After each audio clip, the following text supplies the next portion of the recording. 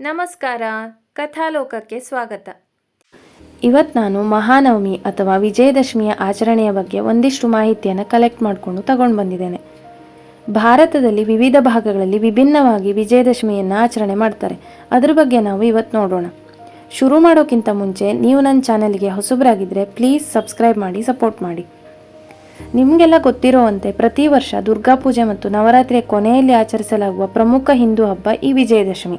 ವಿವಿಧತೆಯಲ್ಲಿ ಏಕತೆಯಿಂದ ಕೂಡಿರುವ ಭಾರತದಲ್ಲಿ ವಿಜಯದಶಮಿಯನ್ನು ವಿವಿಧ ಕಾರಣಗಳಿಂದ ಆಚರಣೆ ಮಾಡ್ತಾರೆ. ಅದ್ರ ಬಗ್ಗೆ ನಾವೀಗ ವಿವರವಾಗಿ ನೋಡೋಣ. ನಾವು ಕ್ರಮವಾಗಿ ಉತ್ತರ ಭಾರತ, ಪಶ್ಚಿಮ ಭಾರತ, ಪೂರ್ವ ಭಾರತ ಮತ್ತು ಕೊನೆಯದಾಗಿ ದಕ್ಷಿಣ ಭಾರತದ ಆಚರಣೆಗಳನ್ನು ನೋಡೋಣ. ಮೊದಲಿಗೆ ಉತ್ತರ ಭಾರತದ ವಿಜಯದಶಮಿಯ ಆಚರಣೆ. ಭಾರತದ ಉತ್ತರ ಮತ್ತು ಮಧ್ಯ ಭಾರತ ರಾಜ್ಯಗಳಲ್ಲಿ ಇದು ರಾಮಲೀಲಾ ಅಂತ್ಯವನ್ನು ಸೂಚಿಸುತ್ತೆ ಮತ್ತು ರಾವಣನ ಮೇಲೆ ದೇವತೆಯಾದ ರಾಮನ ವಿಜಯದ ಸ್ಮರಣೆಯಾಗಿ ವಿಜಯದಶಮಿಯನ್ನು ಅವರು ಆಚರಣೆ ಮಾಡ್ತಾರಂತೆ. ಅನೇಕ ಸ್ಥಳಗಳಲ್ಲಿ ರಾಮಲೀಲಾ, ರಾಮನ ಕಥೆಯ ಮೇಲೆ ನಾಟಕೀಯ ಪ್ರದರ್ಶನವನ್ನು ಉತ್ಸವದ ರೂಪದಲ್ಲಿ 9 ದಿನಗಳಲ್ಲಿ ಪ್ರದರ್ಶನ ಮಾಡ್ತಾರಂತೆ.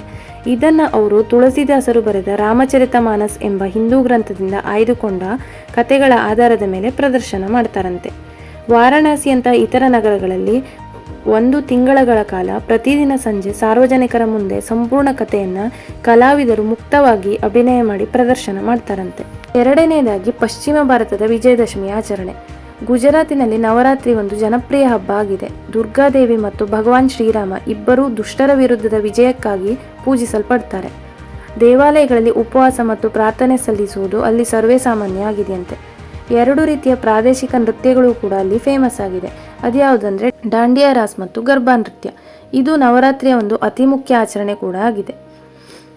ಇನ್ನು ಪೂರ್ವ ಭಾರತದಲ್ಲಿ ಆಚರಣೆ ಹೇಗೆಂದು ನೋಡೋಣ. ಬಂಗಾಳದಲ್ಲಿ ವಿಜಯದಶಮಿಯನ್ನು ನವಮಿಯ ನಂತರ ದುರ್ಗಾ ಪೂಜೆಯಾಗಿ ಕೊನೆಯ ದಿನವಾಗಿ ಆಚರಣೆ ಮಾಡ್ತಾರೆ. ಇದಕ್ಕೆ ಬಿಜೋಯ್ ದಶಮಿ ಅಂತಲೂ ಕರೀತಾರೆ. ಪಟಾಕಿ ಸಿಡಿಸುವಿಕೆ, ನೃತ್ಯ, ಡ್ರಮ್ ಬೀಟ್ಗಳು, ಸಂಗೀತ ಮತ್ತು ವಿನೋದಗಳೊಂದಿಗೆ ದುರ್ಗಾದೇವಿಯ ವಿಗ್ರಹಗಳನ್ನು ಕೊಳ, ನದಿ ಅಥವಾ ಸಾಗರಕ್ಕೆ ಗಾಡಿಗಳಲ್ಲಿ ಸಾಗಿಸುವ ಮೆರವಣಿಗೆಗಳಿಂದ ಆಚರಣೆ ಮಾಡ್ತಾರೆ.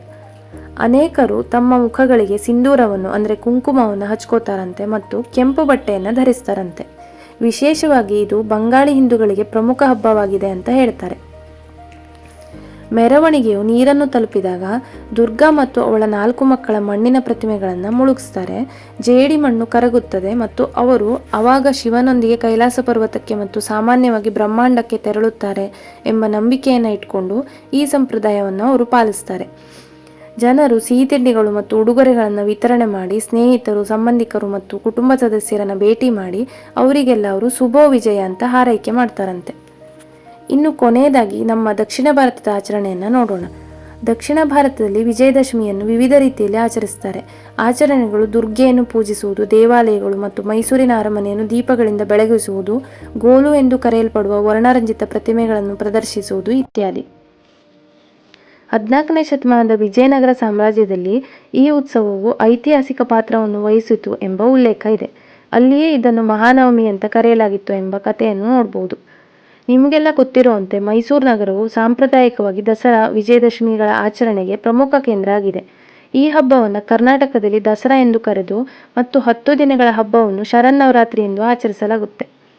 ಅಲ್ಲಿ ಪ್ರತಿ ದೇವಸ್ಥಾನದಲ್ಲಿ ದೇವಿಯನ್ನು 10 ದಿನಗಳ ಕಾಲ ವಿವಿಧ ಅಲಂಕಾರ ರೂಪಗಳೊಂದಿಗೆ ವಿವಿಧ ದೇವಿಯರ ಅವತಾರವನ್ನು ಸೂಚಿಸಲು 10 ರೂಪಗಳಲ್ಲಿ ಪೂಜೆ ಮಾಡ್ತಾರೆ.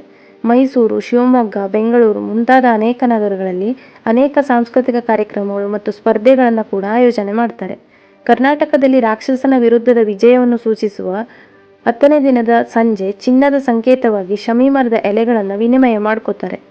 ಕರ್ನಾಟಕದ ಮತ್ತೊಂದು ನವರಾತ್ರಿ ಸಂಪ್ರದಾಯವು ತಮಿಳುನಾಡಿನ ಗೋಲು ಗೊಂಬೆಗಳಂತೆಯೇ ಗೊಂಬೆ ಅಥವಾ ಬೊಂಬೆ ಎಂಬ ಕಲಾಗೊಂಬೆಗಳಿಂದ ಒಬ್ಬರ ಮನೆಯ ಭಾಗವನ್ನು ಅಲಂಕಾರ ಮಾಡಿ ಈ ಗೊಂಬೆಗಳನ್ನು ಒಳಗೊಂಡಿರುವ ಜಾನಪದ ನೃತ್ಯಗಳನ್ನು ಮಾಡುವ ಆಚರಣೆಯೂ ಕೂಡ ಹಬ್ಬದ ಒಂದು ಭಾಗವಾಗಿದೆ.